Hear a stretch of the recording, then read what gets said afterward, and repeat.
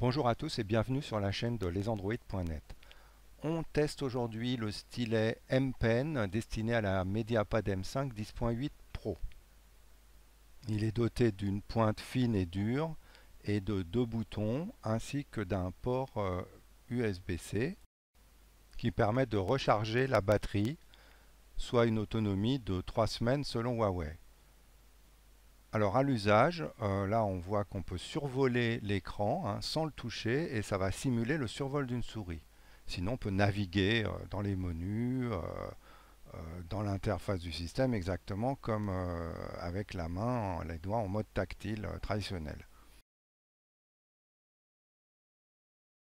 La pointe est capable de détecter le niveau de pression sur l'écran. Cette fonction est mise à profit par certains logiciels. Là on l'a testé sur le logiciel Autodesk Sketchbook. Donc plus on appuie fort, plus le trait sera tracé épais. Le stylet est en outre assez pratique pour faire des captures d'écran, soit complètes en double-cliquant dessus et en appuyant sur le bouton supérieur, soit partielles en sélectionnant une zone que l'on peut ensuite éditer et éventuellement sauvegarder.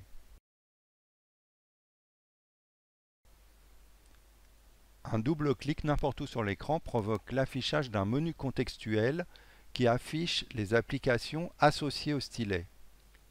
Il s'agit notamment d'une calculatrice manuscrite. Il suffit d'appuyer sur Égal pour avoir le résultat. De la même manière, on peut ouvrir l'application Nebo qui permet la prise de notes ou le dessin. La sensation que procure l'utilisation du stylet est assez agréable sans toutefois soutenir la comparaison avec l'écriture traditionnelle sur papier.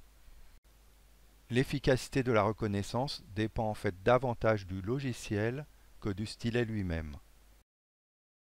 Cette efficacité s'est révélée excellente avec l'application Nebo, avec des possibilités de correction et de mise en page. On l'a ensuite testé avec l'application Google Écriture Manuscrite, qui permet de saisir du texte dans n'importe quelle application, en se substituant au clavier virtuel. On l'a utilisé dans l'application Gmail. Ce qui est étonnant, c'est que ça fonctionne assez bien sans le moindre apprentissage préalable. Je vous laisse regarder la séquence complète sans coupure et on se retrouve à la fin de cette vidéo pour un petit résumé.